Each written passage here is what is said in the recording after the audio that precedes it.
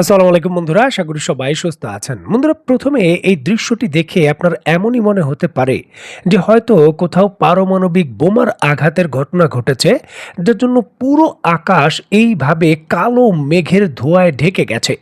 বিস্তীর্ণ এলাকা, বলা হচ্ছে প্রায় 1,76,000 স্কোয়ার মিটার এলাকা ঠিক এইভাবে পুরোপুরিভাবে কালো মেঘের এই যে ধোঁয়া রয়েছে, কালো ধোঁয়া তাতে আটকে গেছে। দেখুন, এটি কোনো অবাস্তব দৃশ্য নয়, এটি রাশিয়ার অত্যন্ত গুরুত্বপূর্ণ যে অন্যতম বিশাল তেলের রিফাইনারি রয়েছে তার দৃশ্য, যেখানে ইউক্রেন প্রায় 900 কিলোমিটার দূর থেকে নিখুঁতভাবে হিট করেছে। দেখুন, আন্তর্জাতিক রিপোর্ট অনুসারে রাশিয়ার যে বলগা নদীর তীরে অবস্থিত সামারা অঞ্চলটি রয়েছে রাশিয়ার অন্যতম প্রধান একটি শিল্প এবং অর্থনৈতিক সামরিক প্রযুক্তি কেন্দ্র। সেখানে ইউক্রেন সরাসরি হামলা করেছে। সোভিয়েত আমলে কুইবেশ নামে পরিচিত ছিল এই অঞ্চলটি। সামরিক এবং মহাকাশ গবেষণার কারণে এটি একটি ক্লোজ সিটি বা সংরক্ষিত শহর হিসাবে বিবেচিত হতো। সামারা রাশিয়ার তেল শোধন এবং পেট্রোকেমিক্যাল শিল্পের প্রাণকেন্দ্র। রুশ রাষ্ট্রায়ত্ত কোম্পানি রোসনেফটের 3টি বিশাল রিফাইনারি কুইবেসেভ, নবকুসেভ এবং সিজরান এই অঞ্চলে অবস্থিত। এই রিফাইনারিগুলো প্রতি বছর কয়েক মিলিয়ন টন অপরিশোধিত তেল শোধন করে রাশিয়ার মোট প্রাথমিক তেল শোধনের একটি বিশাল অঙ্ক যোগান দেয়। এখান থেকে উৎপাদিত পেট্রোল, ডিজেল এবং হিটিং অয়েল শুধু অভ্যন্তরীণ বাজারেই নয়, রপ্তানিতেও বড় ভূমিকা রাখে। দেখুন, ইউক্রেন রাশিয়ার অভ্যন্তরে প্রায় 900 কিলোমিটার গভীরে যে সামারা অঞ্চলে আঘাত করেছে, রাশিয়ার মহাকাশ এবং রকেট শিল্পের সব থেকে বড় হাব বা ক্লাস্টার হলো সেটি। এখানে প্রোগ্রেস রকেট স্পেস সেন্টার রাশিয়ার বিখ্যাত সুয়েজ রকেট তৈরি করে। মহাকাশে প্রথম মানুষ ইউরি গ্যারিনিনকে নিয়ে যাওয়া যে বস্তনক রকেটটি ছিল, সেটা এখানেই তৈরি হয়েছিল। সামরিক বিমান এবং রকেট ইঞ্জিন তৈরি করার জন্য এখানকার ওডিকে কুনজদেস নামক অত্যন্ত বিখ্যাত প্রতিষ্ঠান আছে। এছাড়াও যে এভিয়াকর প্লান্ট রাশিয়ার প্রতিরক্ষা মন্ত্রণালয়ের জন্য বিভিন্ন ধরনের সামরিক পরিবহন বিমান, যেমন TU-154 এবং AN-104, এগুলো রক্ষণাবেক্ষণ এবং মেরামতের কাজ করে থাকে। দেখুন, যুদ্ধক্ষেত্রে রাশিয়ার ট্যাঙ্ক, সাঁজোয়া যান এবং যুদ্ধ বিমানের জন্য প্রয়োজনীয় ডিজেল এবং এভিয়েশন ফুয়েল বা জেট ফুয়েল কেরোসিন এর একটি বড় অংশ আসে এই সামারা রিফাইনারি থেকে, যেখানে সরাসরি ইউক্রেনের হামলার মূল পরিকল্পনা হলো এই জায়গায় রাশিয়ার যাতে বিমান বাহিনীর জ্বালানি সাপ্লাই ব্যবস্থা অত্যন্ত খারাপভাবে ক্ষতিগ্রস্ত হয় এবং লজিস্টিক সাপোর্টের যে মেরুদণ্ড রয়েছে তা ভেঙে যায়।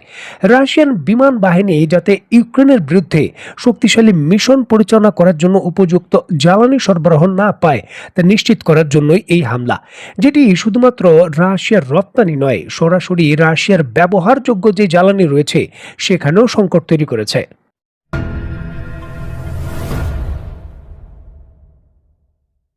রাশিয়ার অভ্যন্তরে প্রায় 900 কিলোমিটার গভীরে অত্যন্ত সংবেদনশীল সংরক্ষিত এলাকার ভেতর ইউক্রেনের ড্রোন গিয়ে হিট করেছে।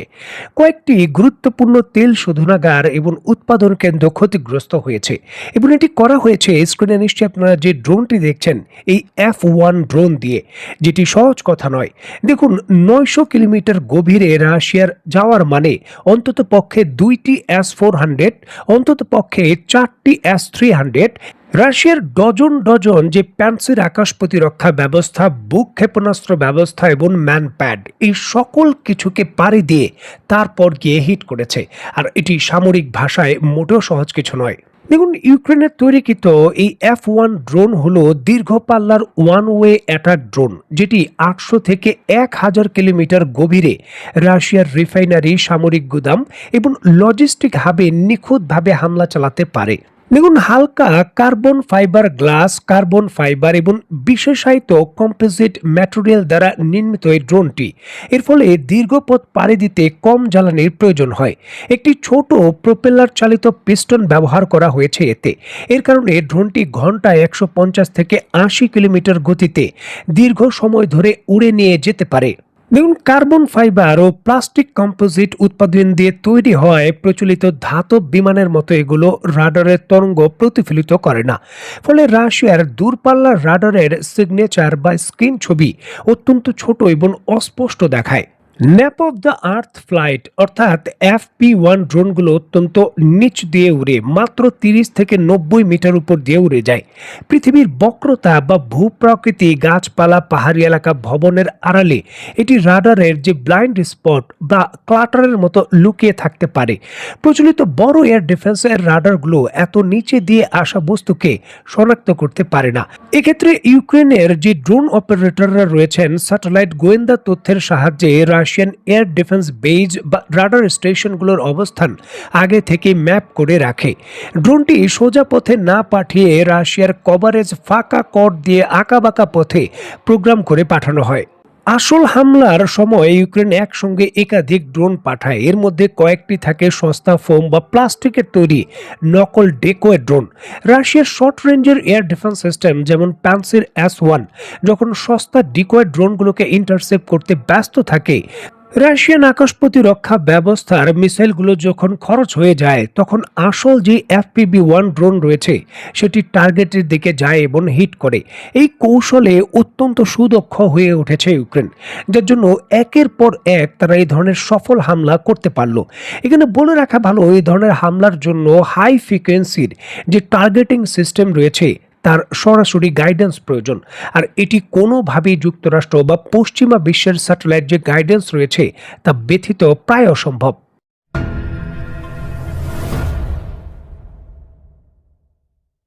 দেখুন, গত প্রায় 3 বছরের বেশি সময় ধরে রাশিয়া এবং ইউক্রেনের যুদ্ধ চলছে। এই সময়ের মধ্যে ইউক্রেন এবং রাশিয়ার যুদ্ধ একটি রেড লাইনের অধীনে ছিল। বিশেষ করে রাশিয়ার ভূখণ্ডে ইউক্রেন তেমন কোনো হামলা করেনি। প্রচুর হামলা পাল্টা হামলার ঘটনা ঘটেছে, তবে সেটি ইউক্রেনের ভেতর রাশিয়ার নিয়ন্ত্রিত যে সামরিক বাহিনীর অবস্থান ছিল সেখানে হামলা পাল্টা হামলার ঘটনা ঘটেছে। রাশিয়ার মূল ভূখণ্ডের ভেতরে তেমন প্রতিক্রিয়া দেখানো যায়নি। রাশিয়া বারবার তাদের পরমাণু অস্ত্রের মহড়া দিয়েছে এবং পরিষ্কার ঘোষণা দিয়েছে তার মূল ভূখণ্ডের ভেতর যে কোনো ধরনের হামলা সেটি বড় ধরনের যুদ্ধের ঘোষণার সামিল। ন্যাটোর বিরুদ্ধেও বারবার হুঁশিয়ারি দিয়েছে। পূর্বে এই বিষয়গুলো অনেকটাই বলতে পারেন রেড লাইনের অংশ হিসাবে পশ্চিমারাও কিন্তু ইউক্রেনের উপর চাপ প্রয়োগ করত রাশিয়ার মূল ভূখণ্ডে যাতে আক্রমণ করা না হয়। তবে বর্তমানে পরিস্থিতি একেবারে পাল্টে গেছে। বিশেষ করে গত কয়েক মাসে রাশিয়ার মূল ভূখণ্ডের অভ্যন্তরে একেবারে সাইবেরিয়ার ওই প্রান্ত থেকে ব্যালটিক সাগর পর্যন্ত বিভিন্ন ধরনের গুরুত্বপূর্ণ সামরিক স্থাপনা, বিভিন্ন ধরনের অস্ত্র উৎপাদনের কারখানা এবং বিভিন্ন ধরনের যেই সকল তেলের উৎপাদন কেন্দ্র রয়েছে, যেইভাবে হামলা হয়েছে, রাশিয়া এখন পর্যন্ত তার পাল্টা জবাব হিসাবে বড় প্রতিক্রিয়া ইউক্রেনের বাইরে দেখায়নি। যদিও এই ধরনের হামলার ক্ষেত্রে ন্যাটো বা যুক্তরাষ্ট্রের যে সম্পৃক্ততার বিষয়গুলো সেগুলো মিস্টার পুতিন সরাসরি অভিযোগ করে বলেছেন। ইউক্রেনের বিরুদ্ধে রাশিয়ার যুদ্ধের মূল কৌশল ছিল ধীরে ধীরে যুদ্ধ করা এবং ইউক্রেনের সামরিক সক্ষমতাকে নিবৃত করা, যাতে পশ্চিমা বিশ্ব সহযোগিতা না করে। তবে ইউক্রেন যেভাবে ড্রোনের সক্ষমতা তৈরি করেছে, সিলিকন ভ্যালির মতো নতুন নতুন ড্রোন প্রযুক্তি তারা আবিষ্কার করেছে, পরিস্থিতি এমনই বলছে যে যত আরও দেরি হবে ইউক্রেন আরও তত শক্তিশালী হবে। দেখার বিষয়ে রাশিয়া এখন তার যে পূর্বের শক্তি ব্যবহার করেনি, বিশেষ করে ব্যাপক পরিমাণে বিমান শক্তি, বিমান বাহিনী ব্যবহার করেনি, এখন তারা শুরু করবে কিনা বা ন্যাটোর বিরুদ্ধে কোনো পদক্ষেপ নেবে কিনা। যদিও পোল্যান্ডের ভেতরে একটি পদক্ষেপের বিষয়টি আলোচনায় এসেছে, দেখার বিষয় আসলে রাশিয়া কি করে। তো বন্ধুরা, আজকের মতো বিদায়, নতুন কোনো ভিডিও নিয়ে আবার দেখা হবে। সে পর্যন্ত সবাই ভালো থাকবেন, সুস্থ থাকবেন এবং বাংলাদেশকে ভালোবাসবেন। আল্লাহ হাফেজ।